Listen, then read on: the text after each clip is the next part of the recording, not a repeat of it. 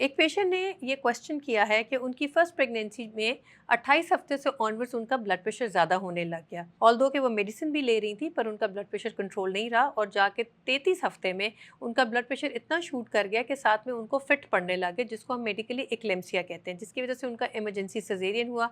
बच्चा नर्सरी में भी रहा पर खैरियत से बच्चा फिर बाद में डिस्चार्ज हो गया।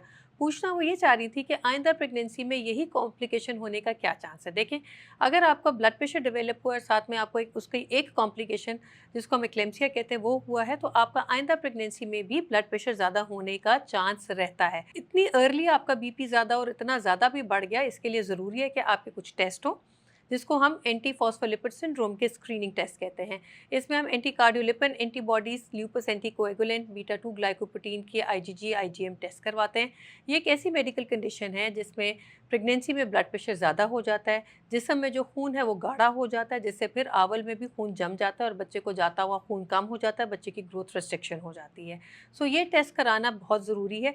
यूजली रिकमेंड किया जाता है कि 6 हफ्ते के वक्फे पे ये टेस्ट 2 दफ़ा कराने चाहिए, क्योंकि अगर एक दफ़ा में कोई टेस्ट पॉजिटिव आए उसमें हम किसी को ये लेबल नहीं कर देते कि उनको ये मेडिकल डिसऑर्डर है।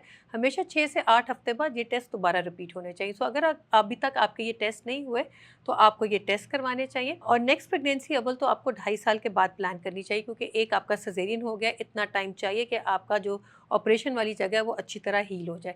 नेक्स्ट प्रेगनेंसी में 8 हफ्ते से ऑनवर्ड्स आपको लो डोज एस्पिरिन 150 मिलीग्राम लेना ज़रूरी है रोज़ाना, टिल आप 36 हफ्ते तक नहीं पहुंचते। और अगर आपका एंटी फॉस्फोलिपिड सिंड्रोम का कोई टेस्ट पॉजिटिव आता है तो ऐसे पेशेंट्स के लिए भी लाजमी है कि 8 हफ्ते से ये लो डोज एस्पिरिन के साथ आपको लो डोज हेपरिन के इंजेक्शंस लेना भी ज़रूरी है, जो यूजुअली हम बॉडी वेट के हिसाब से देते हैं, पर नॉर्मली हम 40 मिलीग्राम पर डे देते हैं। ये इंजेक्शन भी रोज़ाना टिल एंड लगते हैं।